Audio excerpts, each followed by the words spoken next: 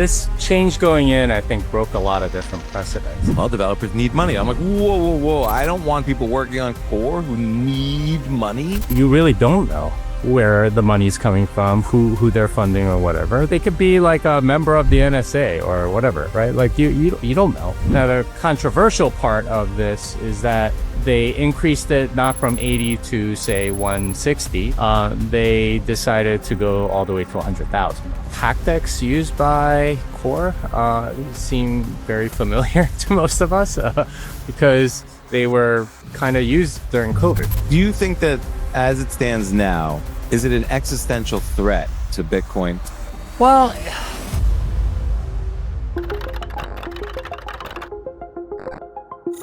what is real? How do you define real? You can't jump into cash. Cash is trash. What do? You get out. Jimmy Song is a Bitcoin developer, educator, and entrepreneur. His mission is to bring sound money to the world. Jimmy has authored 5 books about Bitcoin. Let's just say Jimmy Song is well versed in Bitcoin.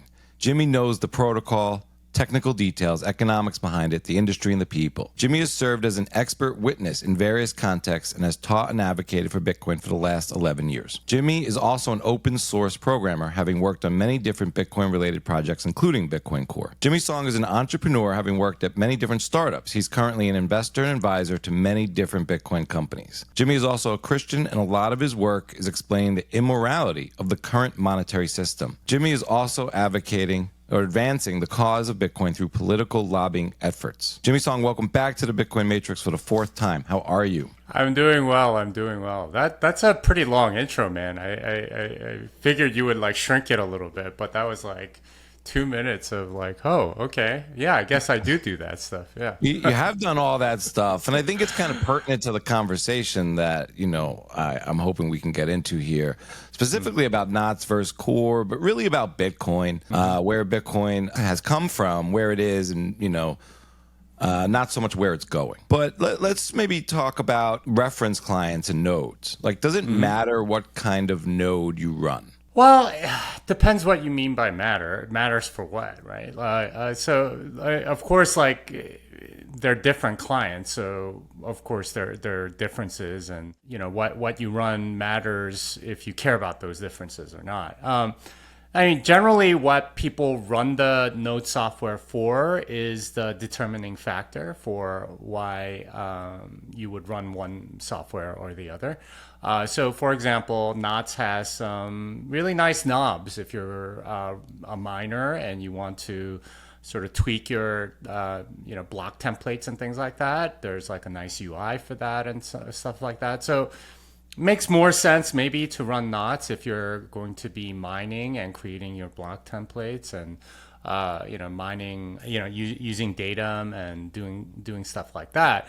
If on the other hand you want like the latest security patches and things like that, and make sure it's not going to go offline because you're using it as like the back end for some Lightning routing node or something like that, then I don't know, maybe LND or Bitcoin Core is better. It really depends because there are a lot of differences. But honestly, like between Knots and Core, they're probably the two most similar in terms of like, the code base and things like that. They're both based off of Core, right? Knots is a branch of Core. Luke maintains it. He's been a Core contributor for a very long time. He just disagrees, I think, with the peer-to-peer relay part of it, which is honestly what a lot of the more recent controversy has been about. It's about relay policy. There are sort of like rational like things for a node runner to consider, like bandwidth and so on that you're going to be using, whether you want to participate in the relaying of certain kinds of transactions and so on, versus doing it and not. And certain rules or defaults have been changed, so those things are maybe relayed by default in Core v30 that weren't in Core v29. There's been some backporting of like sub-satoshi per vbyte transactions and so on. So there's a lot of reasons along the relay stuff, but mostly I think what people run nodes for is so that they can verify their own transactions, not have to rely on a block explorer or something like that, and not have to trust somebody, right? That's sort of a core ethos of Bitcoin, and that's essentially what it's there for. Yeah, and I think that's really important to kind of define what is the core purpose, and just kind of verify your own transactions. And then there's all these probably other things you could do around that and have trade-offs and sort of things like that. I don't know, maybe it's akin to kind of like driving different cars, like a Toyota or a Honda. You still have to drive the car. The car still serves the same purpose, but they do a little bit different things, but a lot of the same things.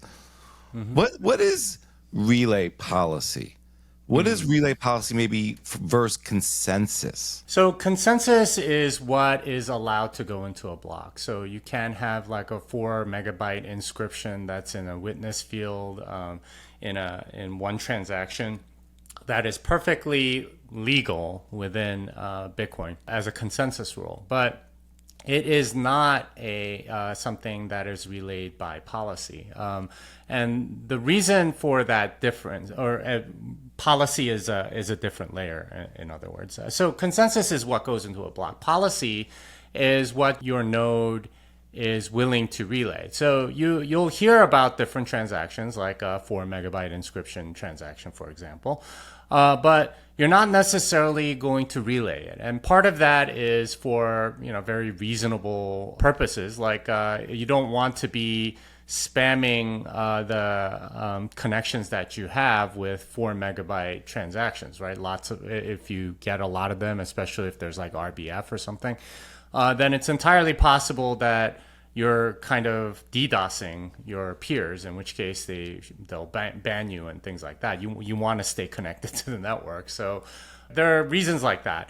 There are other reasons, like up until more recently, you had transactions creating outputs that were less than 546 satoshis for a pay-to-pub key hash. And they come up with these like sort of limits because it's not economic to spend them, right? So if you have a 546 satoshi output for a pay-to-pub key hash, the amount of money that you'd have to spend in order to include that into a transaction is probably more than 546 satoshis. So it really doesn't make sense to create outputs like that. So to minimize sort of abuse of the UTXO set, there's a rule like that. There's also, up until recently, there was a rule about how much fee you have to pay for a transaction to relay. It's perfectly legal, for example, to have a 0 fee transaction that goes into a block, right? Like a miner is hoping to make money, but they don't have to, right? You can have 0 fee transactions. But those don't get relayed because you can kind of create them infinitely, right? Like especially with RBF and stuff like that, you can create as many of those as you want, and it's not going to hurt you any, especially if it's coming back to your own address. And that's another way in which you can DDoS other nodes. It seemed 1 sat per Satoshi was for 1 Satoshi per vbyte was the limit for a very long time because it was very cheap, considered very cheap. And it's only over the summer that we got sub-satoshi per vbyte transactions, which are even cheaper. And in a sense, they don't really make a lot of economic sense to include. In fact, like Mara Pool actually decided, okay, we're not going to go all the way down to 0.1 sat per vbyte. We're only going to go to 0.5 because we've done the math and it doesn't make sense given the stale block risk and things like that. So, consensus is what can go into a block, what's legal to go into a block.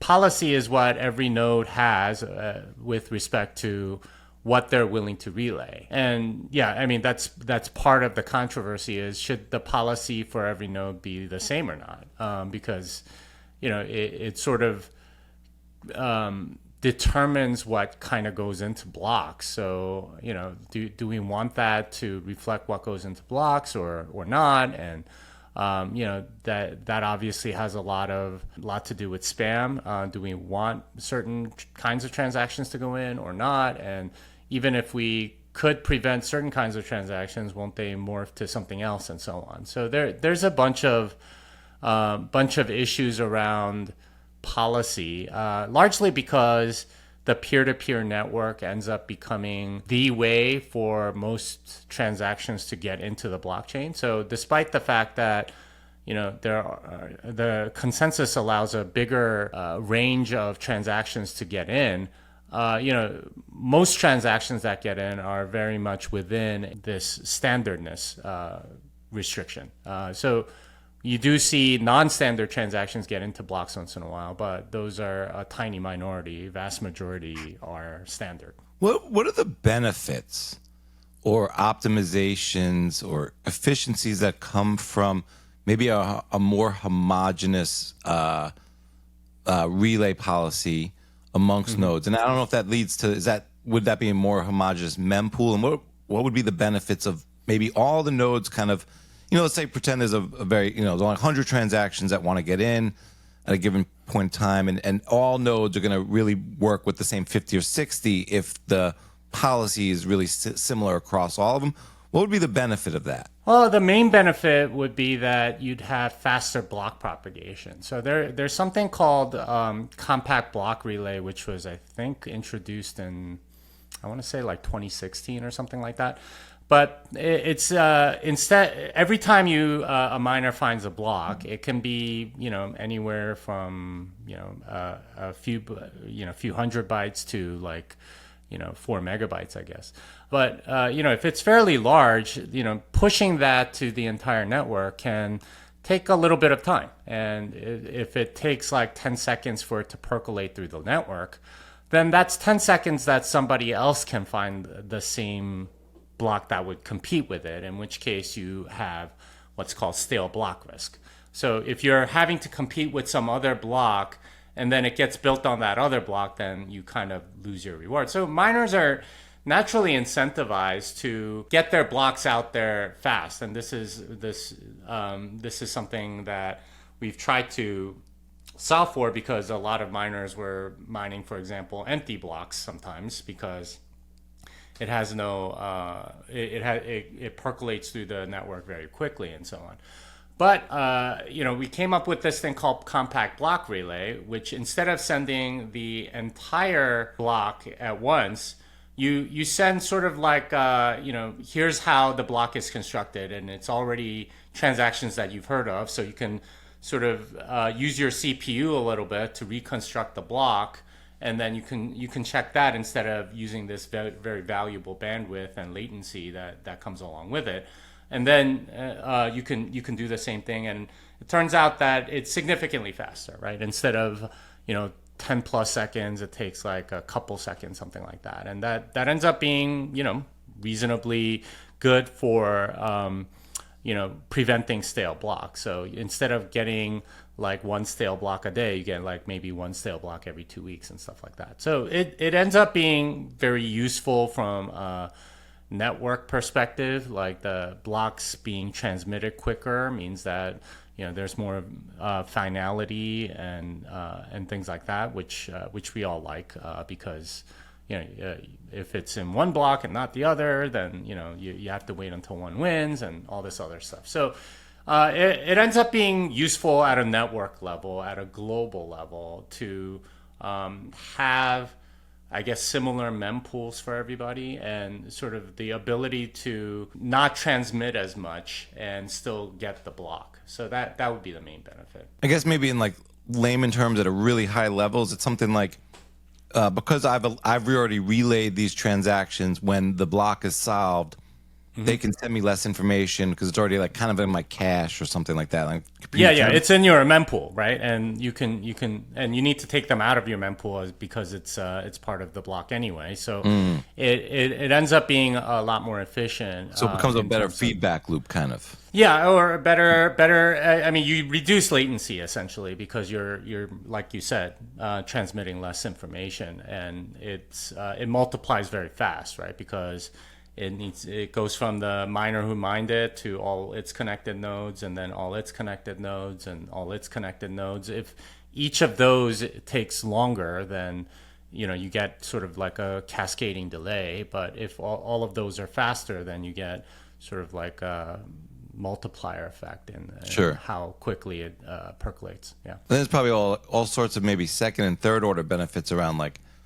prediction markets or futures, or just being able to sort of, if there's this many transactions that are in the mempool and we all have a similar mempool, you can probabilistically say the next mined block would be these transactions over those because they have more fees and, Yeah, so you could, if everyone had the same mempool, then yeah, you would be able to probably estimate fees a little bit better, right? For any transactions that you want to make, and you'd be able to get better transaction finality because blocks propagate a little faster and there's less stale blocks, so you don't have to wait as many blocks and so on. So there's a few things like that which at a network level, at a macro level, are beneficial. Right. Yeah. But at the individual level, it's decentralized and it's like, Right. I'm going to do what I want to do over here. Yeah, so I mean the problem with like a centralized or like a uniform mempool is that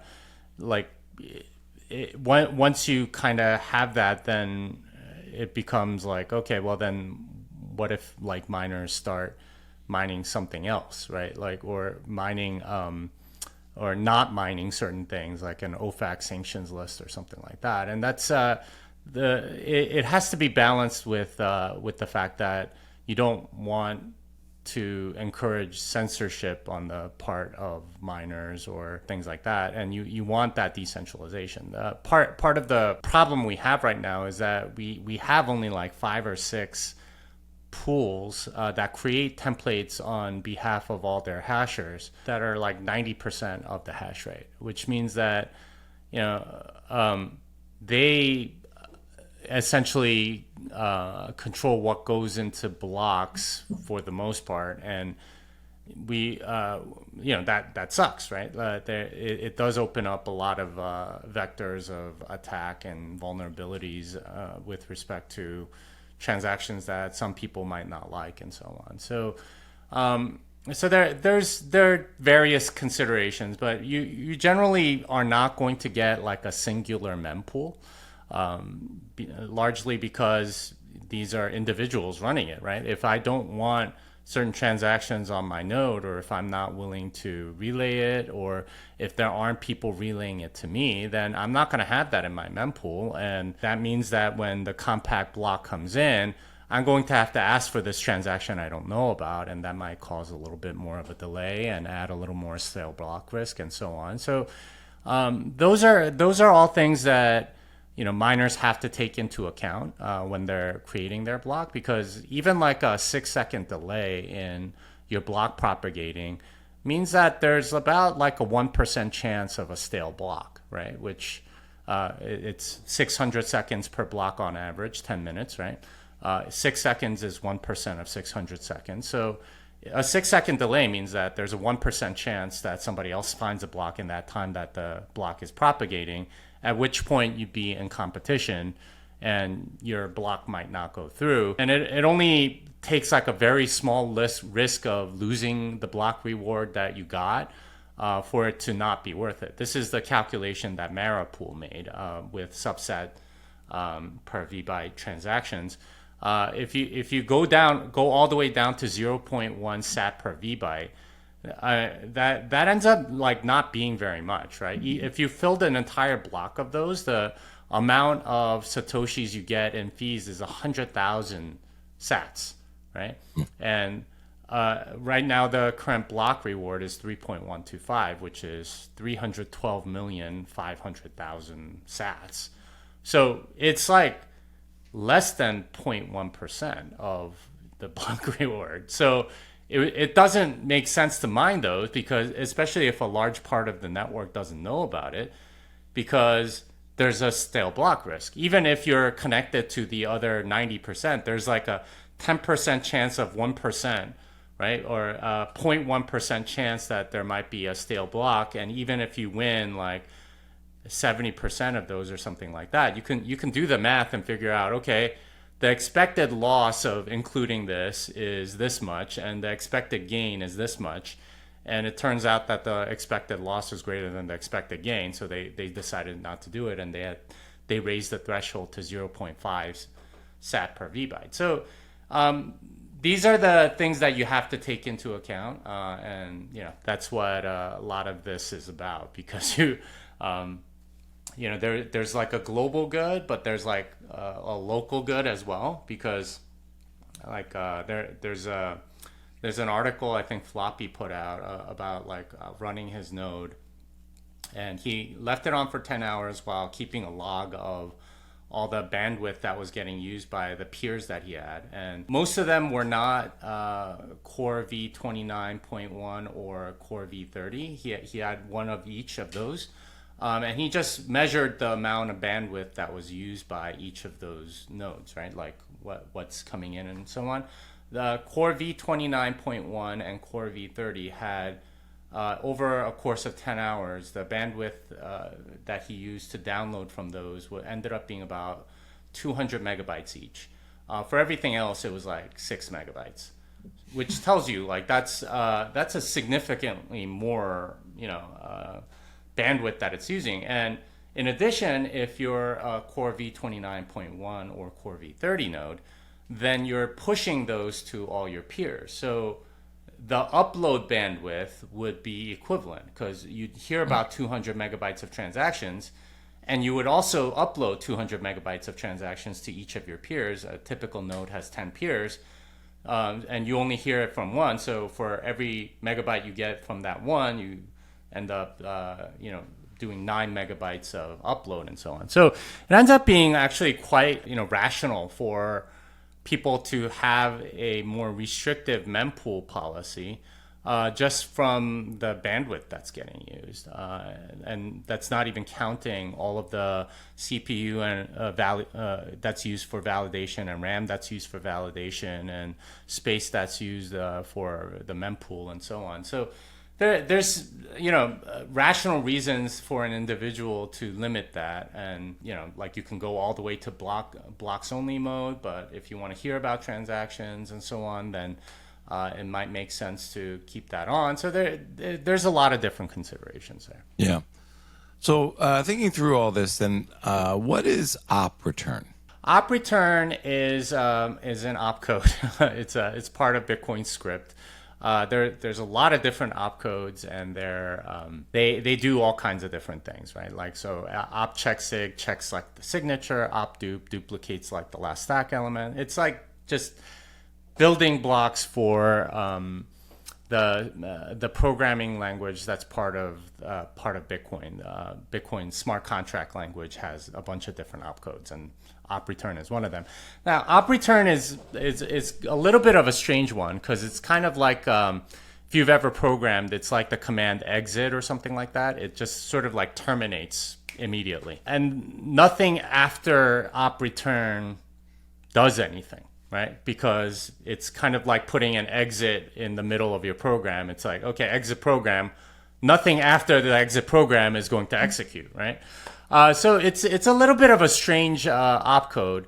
And the Bitcoin developers decided to use that as like a way to say, okay, if you want to put, sort of like non-financial data into a transaction, use this opcode, and we're only going to, and previously they said, we're only going to allow one op return output per transaction. But you could put some data there. And at first it was limited to 40 bytes.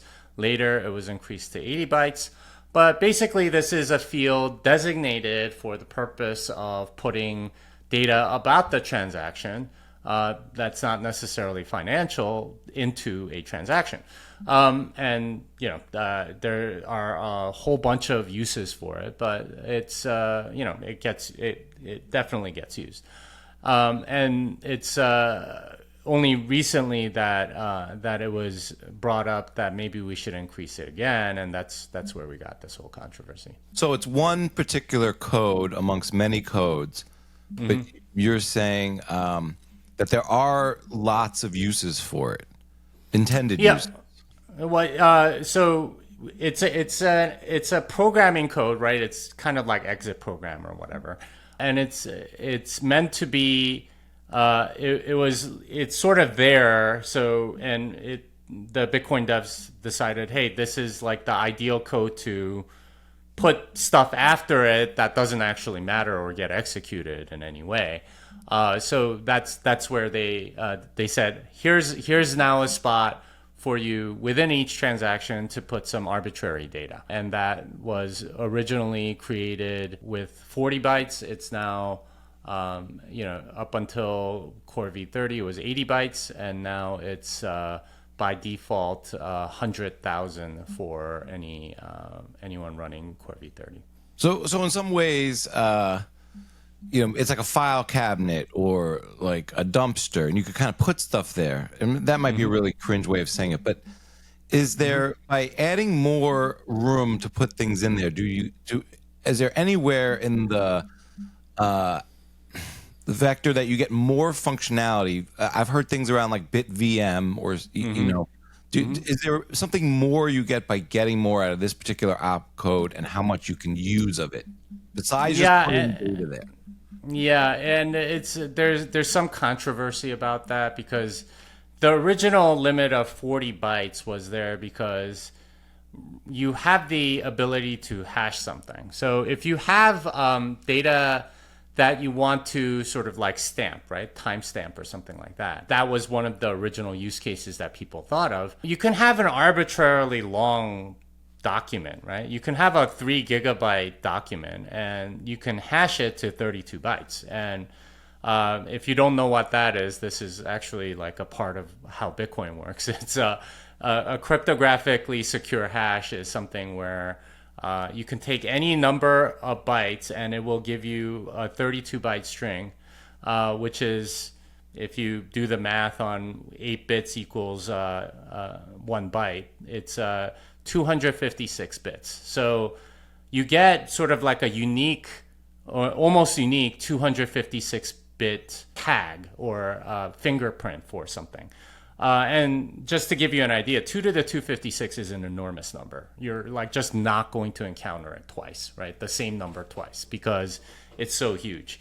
It's to give you an idea, like it's around 10 to the 77th power, something like that. And that's the number of atoms in the solar system is like 10 to the 58th or something. And the number of atoms in the Milky Way is like 10 to the 69th. So it's like you need like a billion galaxies to get like the number of atoms as this number. So when you we haven't seen any set where 2 different inputs get you the same output. It's that difficult to find. So for all intents and purposes, you whenever you get an output of cryptographically secure hash function, it's going to be unique. And that means that if you want to timestamp something, you just store the hash of whatever it is rather than the entire thing. You don't put 3 gigabytes on chain, you put a hash of it on chain. And then if later someone says, can you show me that it existed, you show them the file as it was at that point, and then you make them hash it and see if it's on the blockchain, and now you've proved it. So that's how it can be used. Unfortunately, like that's like a lot of systems, I guess, don't want to use it that way. And in fact, this is what kind of brought it up. Is Citria was the one that asked for something bigger. Because they have some particular emergency situation where they need 144 bytes and not 80. And for whatever reason, they can't give like a hash of something. They have to have all 144 bytes available to everyone almost instantly. And the way they're doing that per their design is by using a Bitcoin transaction to transmit it to everybody through the mempool. It's like a standard transaction, so everyone hears about it. And that was the way that they were going to solve it. Now, I personally think this is kind of an abuse of the system to be using the Bitcoin mempool as a way to alert everybody of an emergency situation within the Citria VM ecosystem. But the way that they were going to do it was put 80 bytes into op return and put and create 2 fake pub keys, which would bloat the UTXO set with something that would never be spendable, and it might get mined and so on. So it ends up being like like worst of 2 outcomes, kind of like you either let Citria do this, in which case you're every once in a while you're going to get a slight widening of the UTXO set that can't get pruned, or you're going to expand the op return. Now, the controversial part of this is that besides Citria, we don't know of anybody that was going to use it for anything else. But they increased it not from 80 to, say, 160, which is past 144. They decided to go all the way to 100,000. In fact, like the first pull request, I think it was by Peter Todd, would have just eliminated the feature altogether and said any amount in op return is fine. And then they changed that to a deprecated feature, which defaults to 100,000. And then they changed that again to take out the deprecation. So that's been the sort of saga so far. And that's what's been happening. No, I appreciate that. So in no way, though, this is, hey, like a game engine. If you go to 100 kilobytes, then, we're going to be able to, the character can walk. And if we go to 1,000, the character could jump. And if we go to 100,000, the character, can do flips. And we have more functionality. It's just sort of more of the same, just more fillage of data. I'm not trying to, it's not a use for it, but it's just more data that can go in that thing and then run into this op return code that just like basically exit stage left here with all your data. Okay, so then let's talk about censorship then. That's a tricky word. In one way, I see it as maybe Core saying, hey, or I shouldn't say Core, but people who are like, let's go to 100,000, let's sort of mirror policy more towards consensus. Let people throw anything they want in there, and let the economics or the market based around transactions figure out what's included and what's not. So we all could be on the same page, and we could just move on with our lives. And if this one company comes and they want 80 more, bytes, well, another one wants another 80. Let's just get rid of this now, and we're all the same. And there's quote unquote no censorship, and it's all within consensus, and we'll let the market figure it out. And then the other side seems a little bit like, let's eliminate sort of bloat and what might be considered spam. We don't have to spend our time defining every word, but that almost feels like a little bit more like censorship in a way. But I think, every node runner should be able to do what they want. And I don't think there's anything wrong with it. And I think it makes a lot of sense from a network perspective. I have the right to what's on my node. And I think Bitcoin core devs are actually pretty upfront about this fact when they created the letter explaining why they chose to make it 100,000 and not some other number. It was that, well, you don't have to run our code, right? You can stay with an older version of Bitcoin Core or run something else. That's entirely up to you. So we can't really force anything. And that's kind of critical, right? Every node runner is sovereign, and if they don't want to relay something, you can't make them. And like I said before with the stats that were showing up, once you have certain kinds of transactions, it can take up more bandwidth. So it's not necessarily rational for a node runner to convey those things, especially if they don't think it'll get mined. So we know, for example, that a 0.1 Satoshi per VByte transaction is not going to get mined by Mara. So it ends up just sort of like floating around and not really doing anything. It's not really like there's no rational reason. If it weren't getting mined, then there's no reason to keep it in your mempool, right? Like, so unless you're a miner and you want to mine that or something, then it doesn't make sense. So it's a little bit of a weird situation where if you relay it, then if enough nodes want to relay it, then there's a good chance that a miner will find out about it.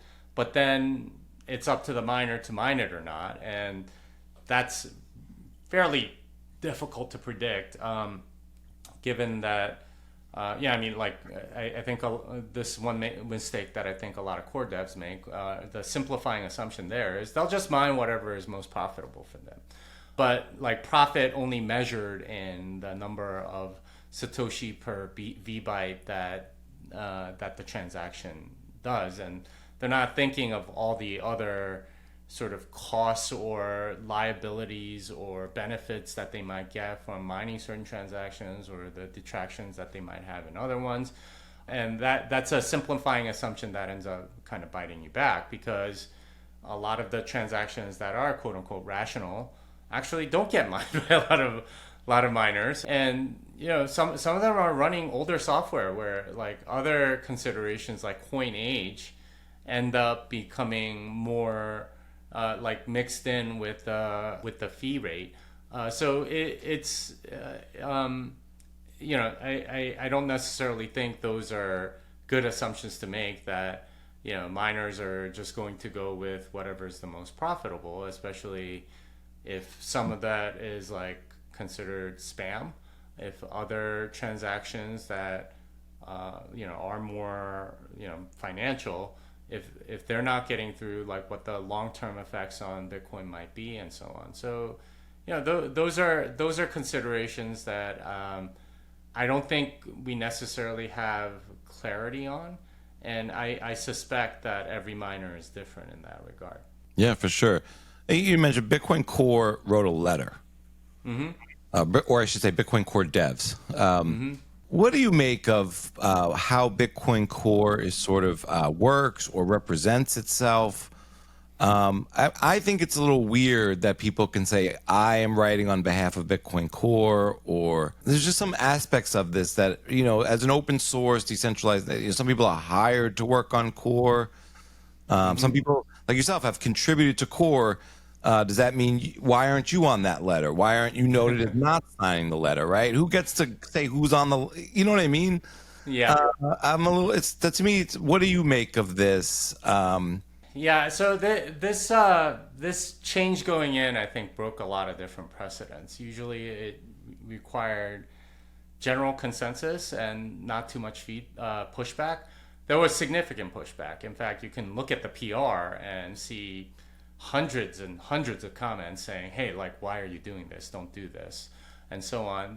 There were a lot of what you call NACs, or not acknowledging, or something like that, versus acts and so on. But they went through with it, and this was a significant break from precedent, because generally Bitcoin devs have not merged in something that had significant pushback from the community. So they felt the need to write this document as a way to justify what had happened, because they were clearly setting something of a new precedent, and they wanted to explain, hey, we think this is right, and therefore we're going to do it. You don't have to run our code, so like in that way we're not forcing anything, but like this, we feel that this is right. So that's I think where that letter came from, and it was mostly from people that have been contributing, like more often, or I mean, it certainly looks like some sort of inner circle within Bitcoin Core. Like you said, like I've contributed to Core, but I wasn't even asked whether or not I wanted to sign this letter, right? And there's a lot of people on that aren't on that list that I know have contributed significantly in the past that aren't on it. So it's a I think it raised a few eyebrows, to say the least. Like what's going on? Is this like a new precedent? So there's definitely some trepidation about like what this means and whether like we need to consider something else. And I think quite frankly a lot of people have switched to knots because of this sort of break in precedent, and that's, I think, entirely fair. Like they're trying to vote with their feet and express their dismay. Yeah, I mean, like I said, there are benefits to like not running Core v30. You're using less bandwidth, and as a result, less CPU, less RAM, and especially if you have like a constrained system that you're running your node on, all of that matters, right? And for your node performance, and you want to be able to query it when you want, and so on. So it might like just be a practical decision to run knots, but I suspect that the vast majority of the people that have switched to knots, it was sort of like a protest against this kind of thinking. So that's Would running knots though be a little back to the car thing? Is it a little bit more like Core is the Corolla and it's just dependable? It gets the latest fixes. Everyone knows what it is. Everyone gets in a Corolla and like I'm used to this. And it's like here's the Ferrari or the Lamborghini, and you have to know a little bit more about what you're doing with it, and maybe get a little bit more specialized maintenance or knowledge. I mean, there's personal responsibility in both, but it seems like one's a little bit more grad school to undergrad. Yeah, I mean, it might be. I don't know if I can come up with the cars that best fit the analogy. Where people are just saying themselves, like, I just want to, it's like not 80%, you go with the 80-20 rule. 80% of people are running Core. 80% of the reviews are on Core. Less people are reviewing knots. It's less on the team. I'm just trying to say there's trade-offs here. There are definitely pros and cons and benefits. But back to sort of Core, I mean, it's just, to me, it's quite audacious to say we speak, or I gathered these people and we speak for Core, or what's best interest for Bitcoin, the network, and whether if you're contributing to Core, like, does that mean you're working on UI issues, and somehow that means you should have a voice on op return? Just because you're working on Core doesn't mean you're working on the part of Core that relates to, and I don't know who should have the right to hire people, or I really feel it's, in my mind, it's like there's just people plugging away in their free time even, or maybe they don't work, they're lucky, but I have this thing, I'm going to put it up on this board and everyone's going to vote and the world's going to say yes or no because it's decentralized, and that's my contribution, here it is. Or someone might have donated for me to work on this little thing, but again, it's got to go through the approval process just like anything else, and when you're done, you're done.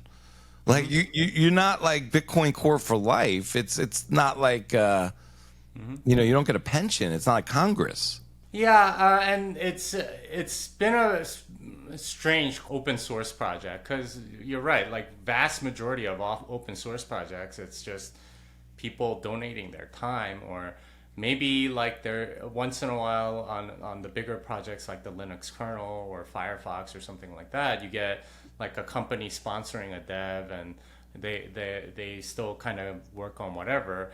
Bitcoin Core's been a little bit different in that, like, it used to be like that, but more recently there's been a lot more wealth in Bitcoin. So companies and organizations and even private donors have donated to particular devs, saying, okay, go work on something within Core. You've done good work, and we want to continue to support you. So that model's a little bit different than other open source projects, in that, like, typically what a Bitcoin Core dev does is they go out and look for grants if they're not already, I guess, if they need the money, I guess. And they'll, often get it from multiple organizations. They might get some money from Chaincode, some money from OpenSat, some money from Spiral, some money from BitMax, whoever it is. And they get that so that they're living reasonably while working on the core software. And that's very strange, because there's no real, like, directive on like what they should work on. They or for most of them. I mean, some of them, like if you get like an HRF grant saying work on this privacy tool or something like that, that's one thing. But a lot of the core devs, they just get funded to go do whatever they want, and those might not necessarily be the things that are the most urgent or the most impactful for users. It's something that the developer is interested in, and this is something that Adam Bax pointed out. Maybe grants have to be a little more directional rather than just sort of open-ended, which is what most of them are. So it's a bit strange, and it grew out of like sort of the explosive growth that Bitcoin has had the last 8 to 10 years. So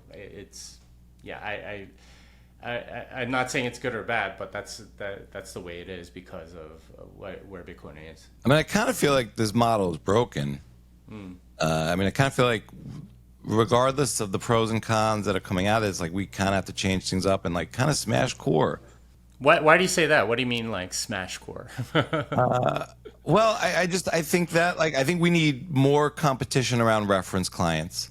Mm-hmm. And I just think the way that this has been sort of mitigated is extremely political in ways that are not aligned with the Bitcoin ethos, it seems like. I'm not saying that like there's not going to be politics in sort of debating these things, right? The idea of people hired to, because you mentioned, well, developers need money. I'm like, whoa. I don't want people working on core who need money. Like, that just sounds alarming. So they're doing this for the money. That's most right? of them, to be honest. Right. But in the short term, that means, and going down the road, and I don't think you have to have a lot of skin in the game to be a Bitcoiner. Mm-hmm. I don't think to understand what self-custody can do for you and your freedom and your future and your sovereignty, there's just a few sats. But I think to work on core, if you need the money, I felt like, wow, you could be lured, you could be incentivized. And then that could only be maybe what's relatively not a lot of money. Like maybe you give them a job for a year, right? Which is to a large organization, not a lot of money. But then in their mind, if they do well during their service, that's money for life or employment for life. It's a resume builder, right? So they're incentivized in just different ways than sort of contributing altruistically. And this is could live on altruism, maybe not, but it kind of needs to or has in a lot of ways. Yeah, I mean, a lot of people you're spending your time altruistically in a way, like in the conversation, right? Because you have skin in the game, but it's also maybe intellectually stimulating and all these different reasons. But that's contributing. It's like, I think it's like go write the code that does XYZ is not necessarily the huge contribution. Coming up with what XYZ is, conceptually, philosophically, with a road, that could be even more important. When it comes to Bitcoin, the rules are simple. Run your own node, hold your own keys, and protect your seed phrase. That's where MicroSeed comes in. Unlike bulky backups, MicroSeed is stamped onto a tiny steel washer. Fireproof, waterproof, and so small you can carry it anywhere or hide it in plain sight. Go to microseed.io and use the code MATRIX for a discount on your order. Well, so yeah, I mean you're right, but like here's sort of like how it all plays out, and I've seen this happen over the last 15 years. Is that as Bitcoin price goes up, the ones that have Bitcoin at some point have enough to retire, right? And it's like, well, versus somebody that's a little younger, maybe more hungrier, that like they're more incentivized to work. So guess what happens? It goes more towards the people that are hungrier and younger and aren't set up for life with Bitcoin or whatever. And this has been sort of like a continuous churn for 15 years. So like the core devs that are, for example, signed that letter, very different group than say 8 years ago, right? Like when SegWit happened, and it's very different group. Lot of different names have either stepped back or gone to do something else or whatever, and that's continuing to happen, right? I'm hearing there are developers that are ready to step back because, it's the part of the cycle where it's like, you know what, I'm kind of tired of this. I'd rather not deal with this. Let me go relax for a while or something. So there's definitely like There's aspects. There's an arc to the journey. But I think in some way, you kind of on that scale, maybe you grow out of being involved, you disappear, whatever. But then I think maybe on a legacy basis, or even a value basis, or just maybe the debate, you see someone like Nick Szabo come back, to kind of come in, And he has, he has, but interested. he is interested, but like. It doesn't necessarily mean you go back to coding, right? Like they're and I don't want to fall to credentialism. It's just because who he is doesn't mean we have to weigh it more. But it's notable that someone came back. That's what I'm trying to say. And people do that. But obviously, like if you leave for a while and come back, you don't necessarily have the influence that you used to have, right? And you're not going to get people to review the code that you wrote necessarily, or even listen to the review that you wrote. So it's like any place, it's about relationships, and those relationships change as the people change. Yeah. So, and that's definitely happened with Core, and there are different people in there now than say 5-6 years ago. So, and that's not surprising. Like a lot of projects are like that.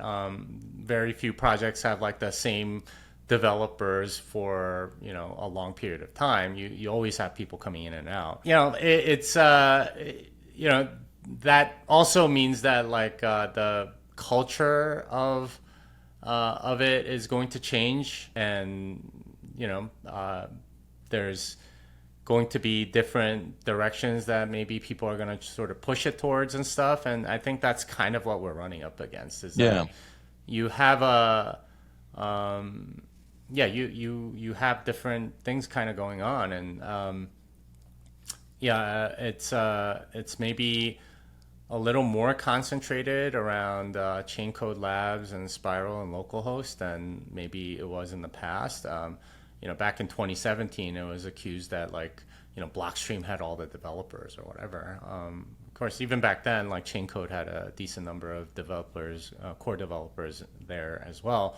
So it's like the culture of the developers changes, and the relationships change, and I think that's normal. But whether that means that the client has the same priorities, that's probably the big question.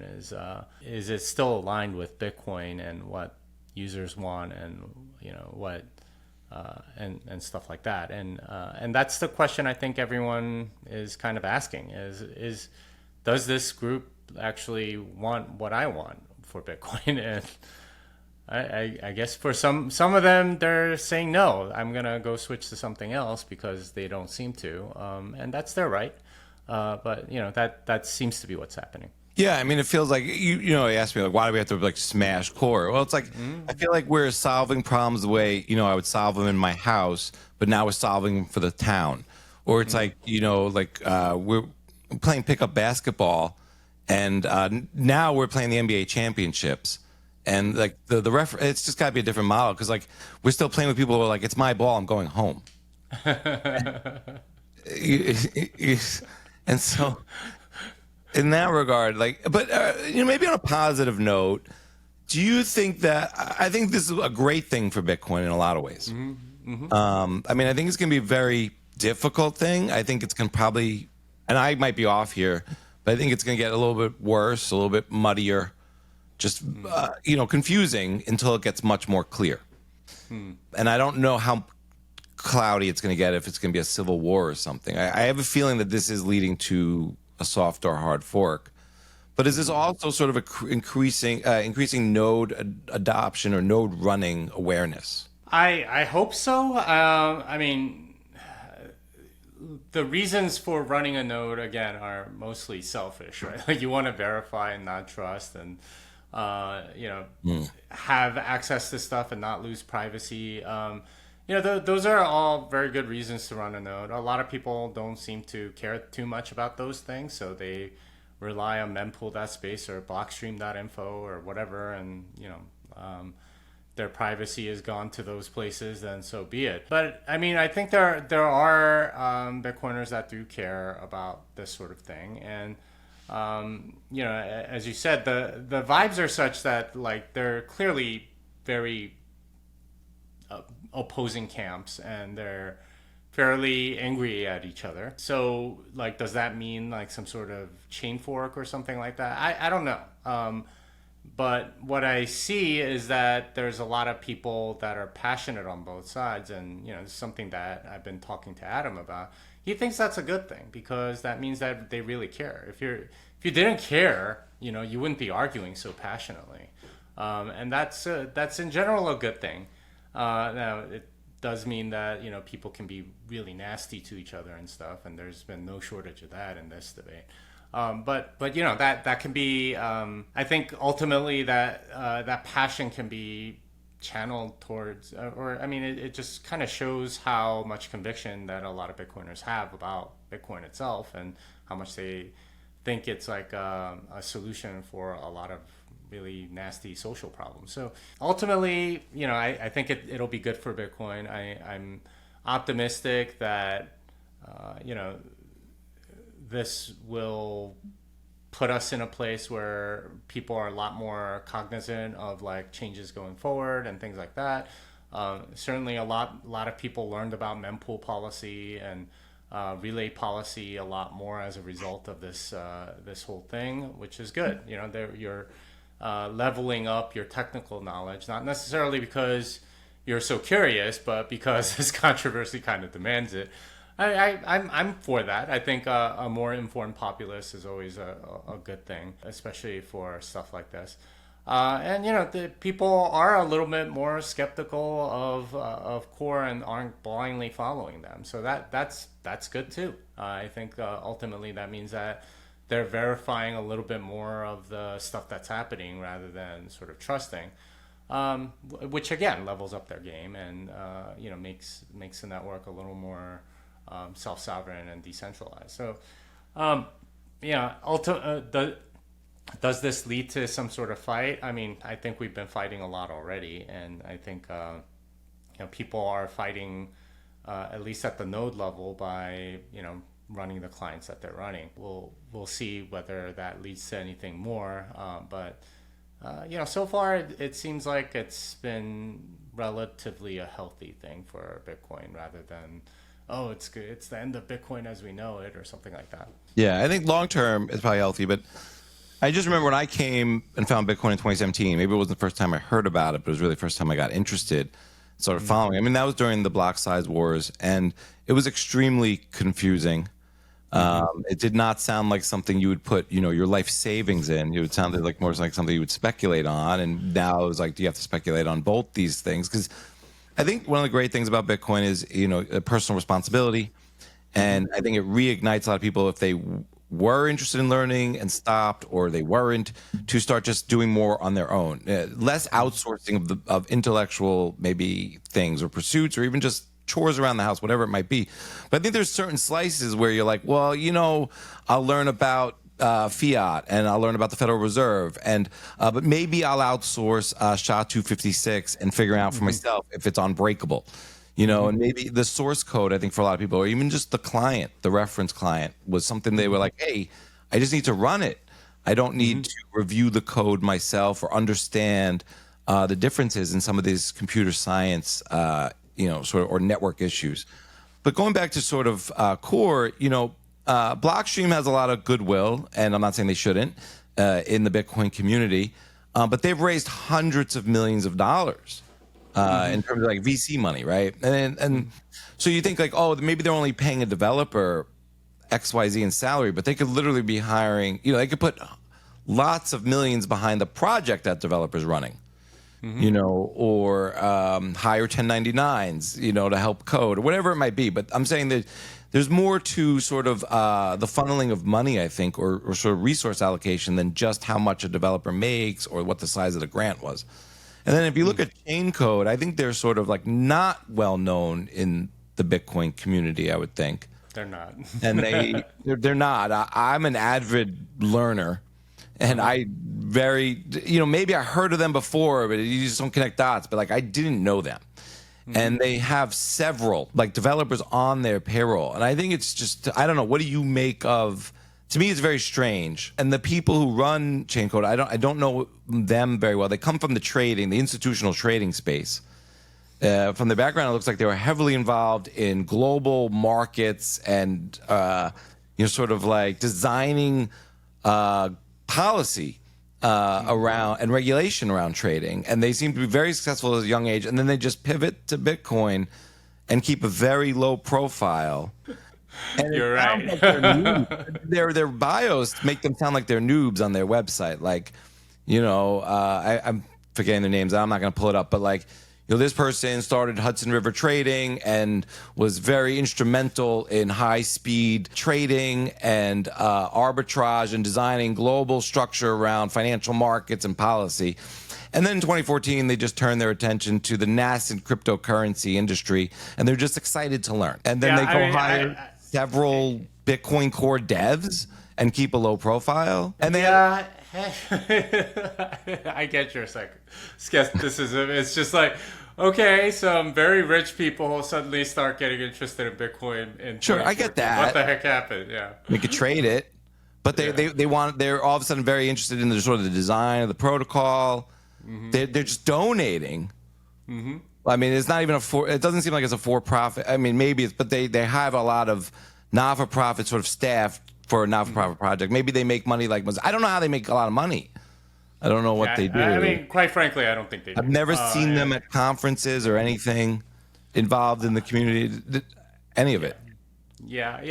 I'll just put it this way, because I do know at least a decent amount about Chaincode. It's the kind of people that want to keep a low profile. So if you do have a lot of money, right, you want to keep a low profile, but you want to sort of benefit something, this is about how you would go about doing it, right? Like, is put yourself in the background, like not make it obvious at all, like what you're doing or how you're doing it, because you don't want people to come after you for whatever reason.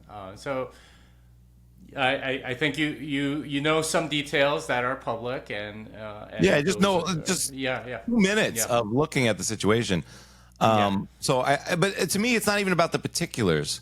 It's just that because this could be happening offline, not that anything's happening, but structures in terms of people can hire Bitcoiners, not tell you and me, not tell the world, right? Not that you and me matter, but like they don't have to announce it. They can work on things. People can work on things on their own.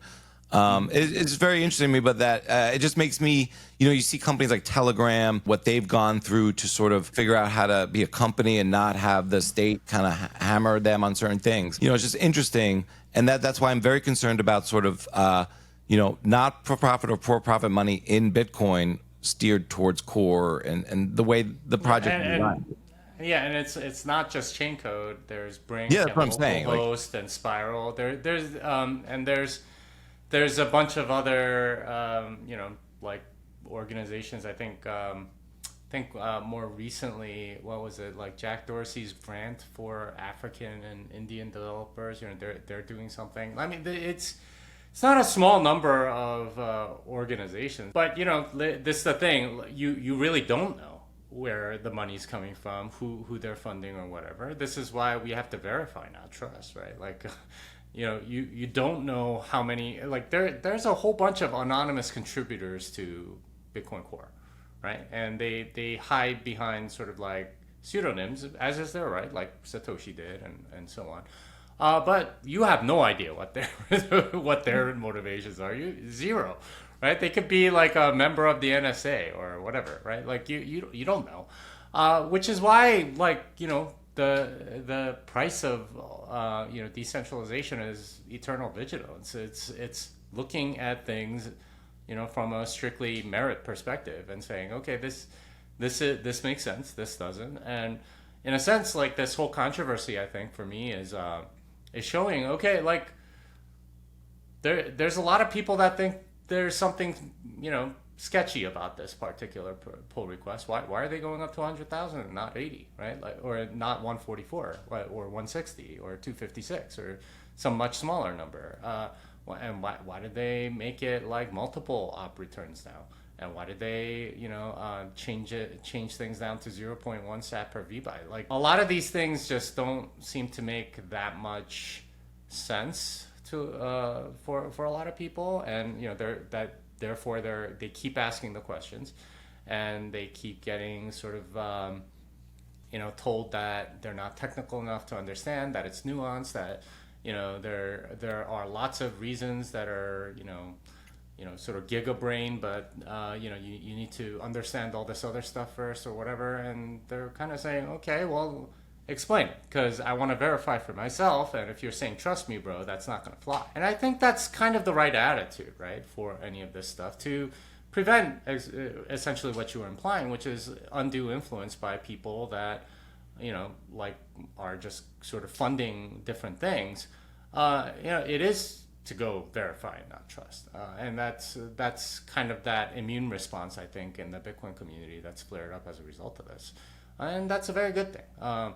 Now, what we do about it going forward, what happens, that's still kind of an open question, and whether this ends up being like a point of attack for something that we haven't thought of yet, that's entirely possible too. So, but the fact that a lot of people have sniffed out something is, I think, commendable and a good thing. But yeah, that's my take on it. Do you think that as it stands now, if V30 gets sort of widely adopted or built on or sort of continued and that maintains 80% or something of this nature, is it an existential threat to Bitcoin, maybe in ways we can't even think of right now? Is there non-zero chance, that it's sort of an existential threat? I'd say it's non-zero for almost anything, because we don't know what we don't know, and that's the problem. We can't imagine all of the things. Like before Taproot, we had no idea something like BitVM was possible, right? Like zero knowledge proof that you violated a smart contract, something like that. We had no idea Arc was possible, that you could have virtual transaction outputs within like a Taproot script tree and stuff like that. These were not arguments for Taproot, right? Like, we had no idea that this was going to happen, and this was not even in the imagination of the people that were pushing for it. I think in a similar way, we really don't know what the consequences of this op return change are. So who knows? Maybe somebody comes up with a completely different protocol or something that runs on top of Bitcoin based on the large op return output. It's entirely possible. And maybe that becomes popular. I don't know. Maybe it creates like all kinds of new altcoins or something. Does that mean that Bitcoin will end as we know it as a result of this? I mean, I don't think so. I think Bitcoin will be fine. And if those things get abusive, like, there's still the block size limit, so nodes can still continue running and stuff like that, and it's still valid for financial transactions, which I think will ultimately price out all this other stuff. So money is the primary use case, and in that case, that will dominate everything else, whatever happens on those other things. But that said, like, we'd like to prevent those non-monetary use cases as much as we can, because ultimately Bitcoin is money, and the more it gets used for that, I think the faster we have Bitcoin becoming the sound money that we all want to see it become. Let's say that op return is kosher, fine, whatever you want to call it. Mm-hmm. And I'm not saying it's a perfect solution for whatever they're trying to solve, but let's say it mitigates the issue, it moderates it. Everyone acts in good faith in it. Whoever doesn't, it just kind of helps a little bit, nudges it along, whatever. Mm-hmm. So let's say that's that timeline. That's the timeline we're on. Is it somehow a non-zero chance that if the not side, and that's a loose thing, not that you're on the not side or there is one side or, just all sides, but like that if we roll back the 100,000 and we kind of go more filters, is that somehow in an unintended way non-zero chance of like an existential threat to Bitcoin. I'm trying to look around corners. Like I like Luke Mechanic. I like and support. I'm a small investor in Ocean. I think the centralization of mining is a problem. I think I kind of like the not side more. But let's just say, is there something we're not seeing where like we go down that road, and it's that that's an attack or some sort of threat we don't understand yet, and obviously you can't answer the impossible to know, but. Do you think like is there something there maybe? I mean, I think the thing that people are talking about is some sort of contentious soft fork, in which case, like all bets are off on like exactly how that plays out. Like that's I think one possibility. But yeah, I mean, I don't put too much stock in that because I don't think. What a lot of people are expecting, like, and I've seen this a lot on Twitter, is I'm gonna get like an extra 10% dividend on my Bitcoin because I'm gonna sell the fork that the majority's not on or whatever. And I'm like, that's totally not the way it's going to happen because that's the last war. Everyone learned from the last war that like if you hard fork, then you're kind of lost. So there's like an incentive to not hard fork, but then if you soft fork, then what's that going to look like, and how are you going to prevent wipeout risk and things like that? So there's a lot of games that are going to get played, and I suspect some of it maybe even planned out in advance, and then and then after you do the analysis, like then we should definitely not do that. Something like there's going to be a lot of that.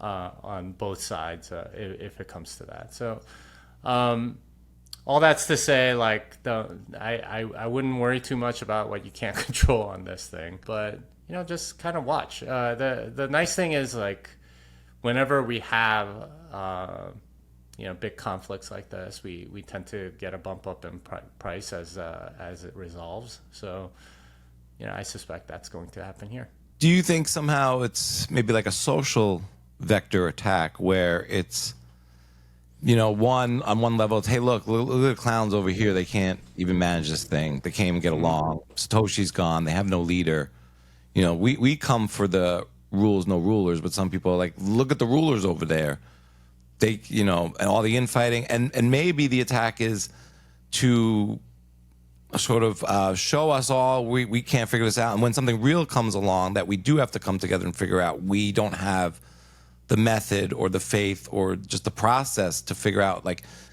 maybe this forces us into ossify in ways we don't want to, or you know what I mean? Yeah, I personally don't think that would be too much of a problem if the threat is very clear and present and obvious. Then I don't think the community will have a hard time coming together on something like that, because we're all Bitcoiners. We want our Bitcoin to continue to be worth something. But smaller or lesser than existential threats are where you get sort of the conflict, and that's kind of where we are. How has this debate been, or is it more of a left-right debate? Yeah, I mean.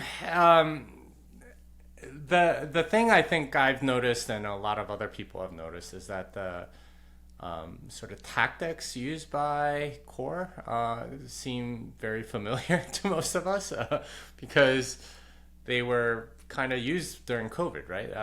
The trust the experts kind of vibe that we get from you're not a developer, right? Like, even talking about the left-right thing is that's so beyond us. Like, there's no way you can accuse us of being like left or right.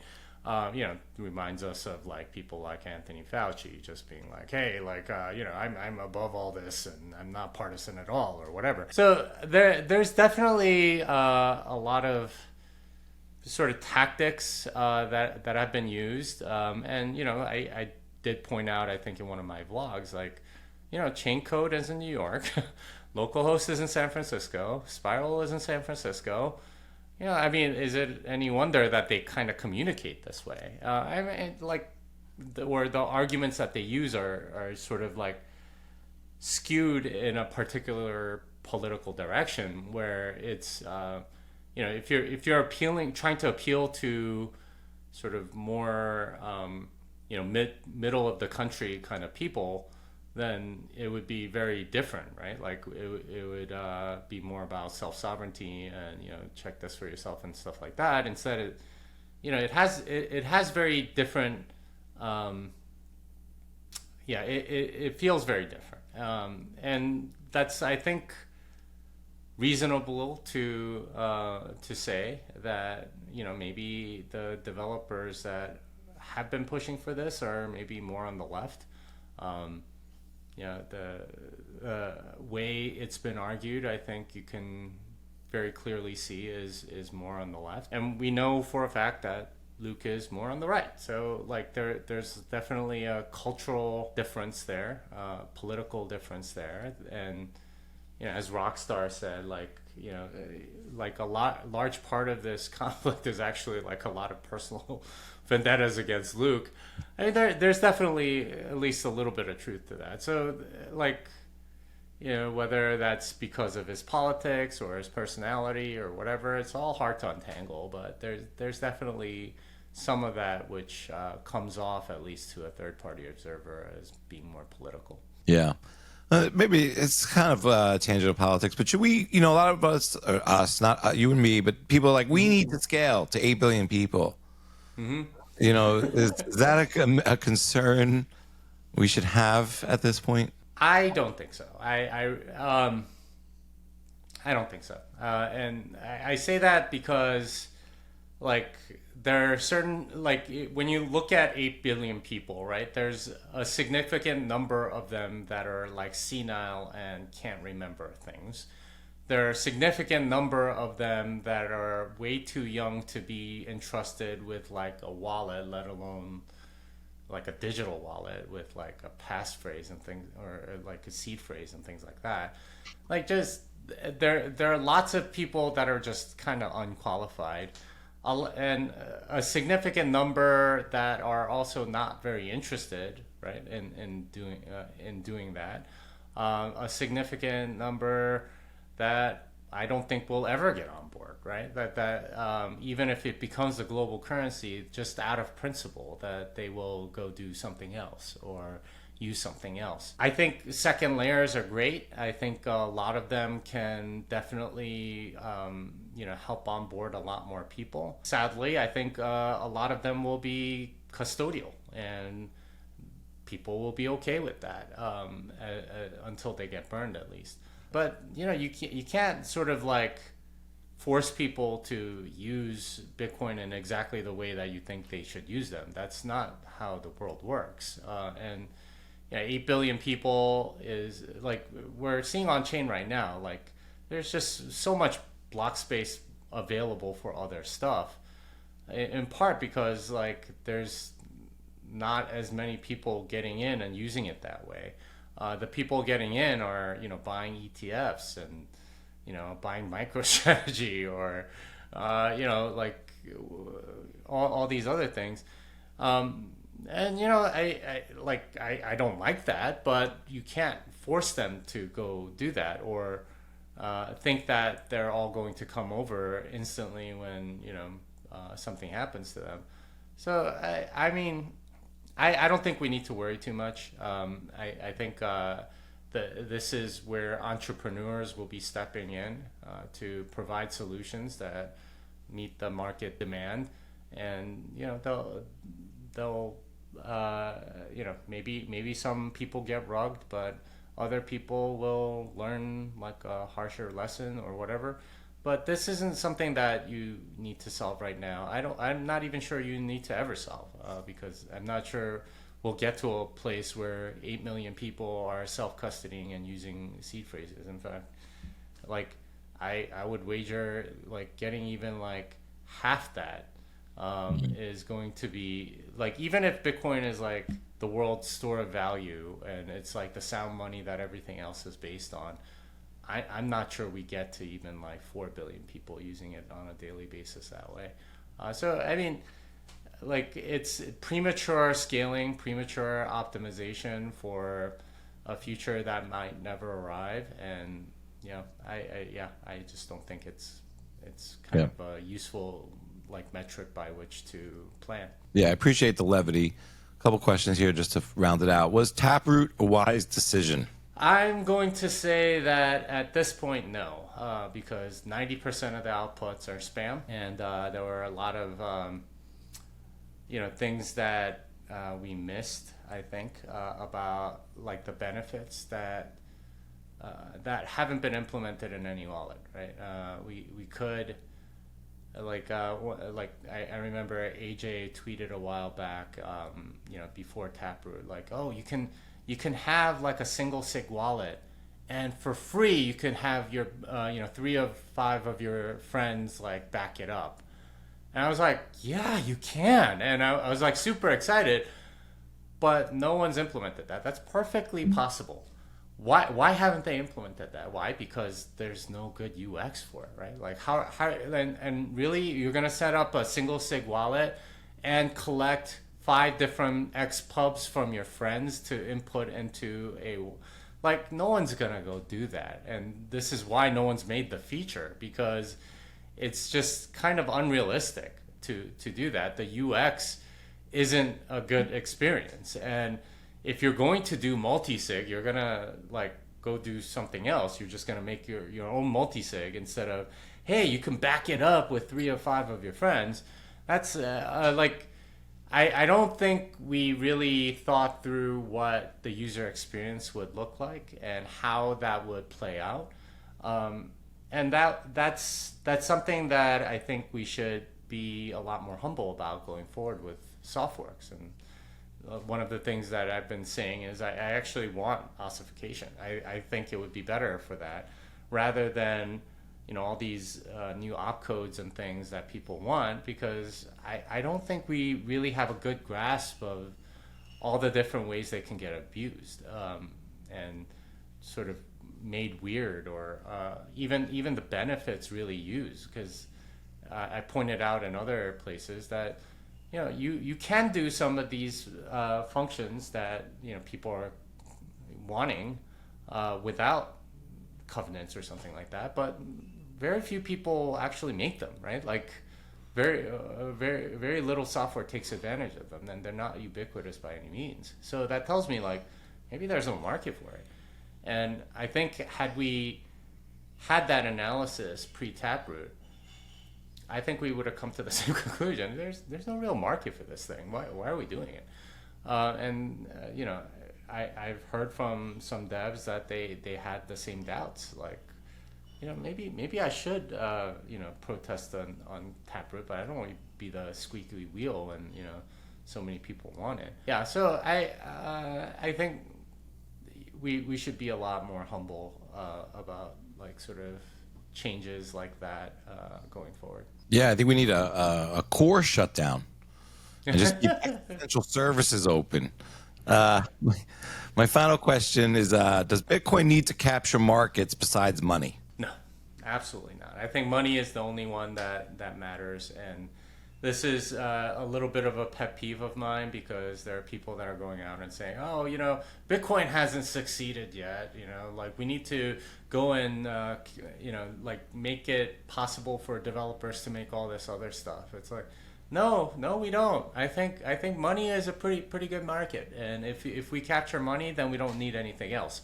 Instead, they get sort of altcoin envy, or think that you're going to be able to take certain altcoin markets by pushing that functionality on Bitcoin, which was, which has been sort of a narrative since 2014 or so, about, okay, well, if anything useful comes out of altcoins, then we can just port it over to Bitcoin. But the thing is, like, what they're doing is, one, completely scammy. And even if there's anything legitimate to use, you don't want to pollute the monetary use case with that stuff, right? Like, you can have, I guess, gambling or something on some other chain, but I don't want to bring it into Bitcoin. I have no interest, right? Like enabling that or promoting that in any way. I mean, if somebody figures out a way to do it with the current tools that they have, well, all right, fine, then you can try it. But like, I can't stop them. But like, I'm not going to like enable something just so we can capture the gambling market and or whatever. The big thing is that it's money and it's very good at it, and I say we just keep that instead of trying to have other use cases or jerry-rig them into Bitcoin. It doesn't make sense, especially when you have this other thing that it's much better product market fit for. Awesome. Well, thank you so much, Jimmy Song, for coming back. I'll leave it to you for any parting words and let people know where they can find you and your work. I mean, just keep verifying, not trusting, and level up your game. You can find me at Jimmy Song on X, and I have a newsletter, jimmysong.substack.com. Awesome. Thank you so much, Jimmy. Hope to talk to you again soon. Thank you. Thanks for tuning in to this episode of the Bitcoin Matrix. If you enjoyed the conversation, don't forget to like, subscribe, and drop a comment below with any questions or thoughts you may have. We'd love to hear from you. You can support the show by checking out our sponsors and affiliate links in the description. It helps keep bringing you great content while connecting you with awesome products that I believe in. Share this episodes with your friends, family, or anyone curious about Bitcoin. And let's keep growing this community together. Stay curious, keep stacking, and I'll catch you in the next one.